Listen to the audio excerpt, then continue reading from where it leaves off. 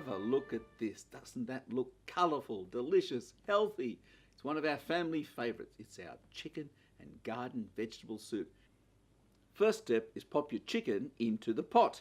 Now this pot's rather large. Tell the truth, one a little bit smaller would have been appropriate, but not to worry. Cover with onions. Well, there's 2 dice there. We'll give you the recipe on the website.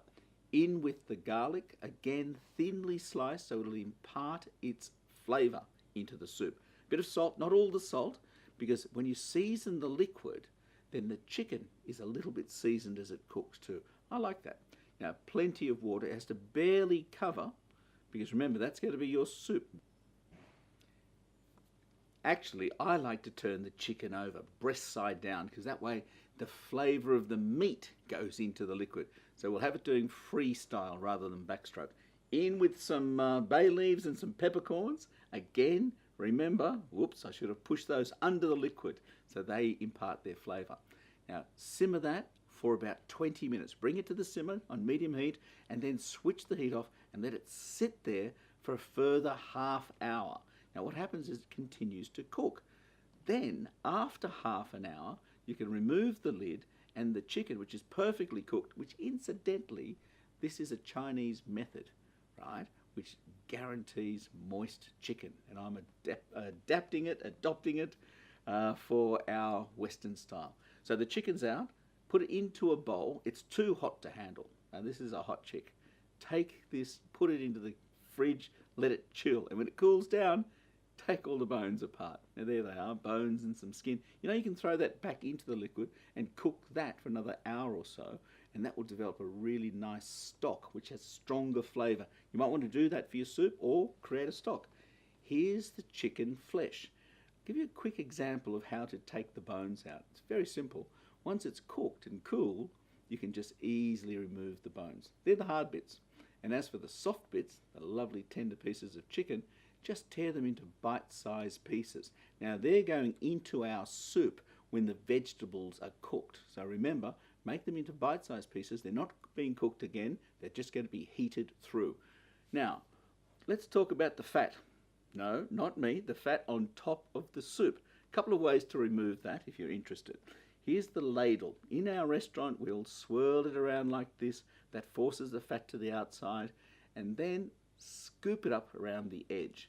And that's where the fat is. And you can see that can be thrown away. I do know there are some people that keep chicken fat and use it in recipes. I'm guessing they're fairly large people, so we're going to throw ours away. Now, continue to do this. Remove as much or as little fat as you want. The Italians will leave some on top because it is flavour. But look, you can stick it in the fridge and look what happens. The fat goes solid. Easy to remove that way. As I said before, all the vegetables go right into the soup.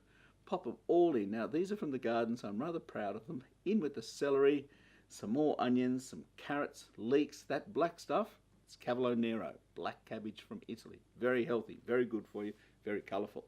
Pop it all in. Plenty of vegetables. They add a sweetness. What else do we have there? Some white cabbage. In that all goes. Submerge all of that, as I said before, with the chicken. At the end goes the chicken, but let the vegetables cook for about at least half an hour, 40 minutes, and they're nice and tender. Well, there it is. Here's our soup. Isn't that delicious? The colours are vibrant, so you haven't overcooked it. It'll all sink down to the bottom when it's cooked, and a bit of parsley over the top. You can charge an extra $1 a serve for that in the restaurant just because the parsley's on top.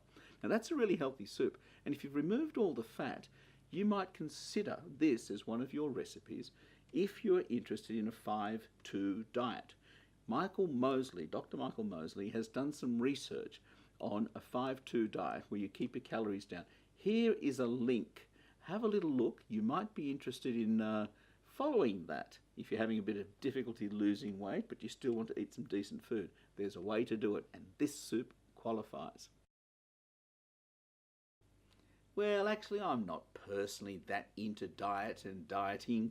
Should be, but I did put this up in context because I know so many people have had a great result, and I created this recipe for those people. Anyway, if you're not into dieting, boy, have we got some other recipes for you. Go to the website, geoffjansz.com, and just browse through all those delicious things we cook from the things we grow on the farm and more. Visit us. We've got a store with some beautiful products that we make here. If you love food, you'll love our website.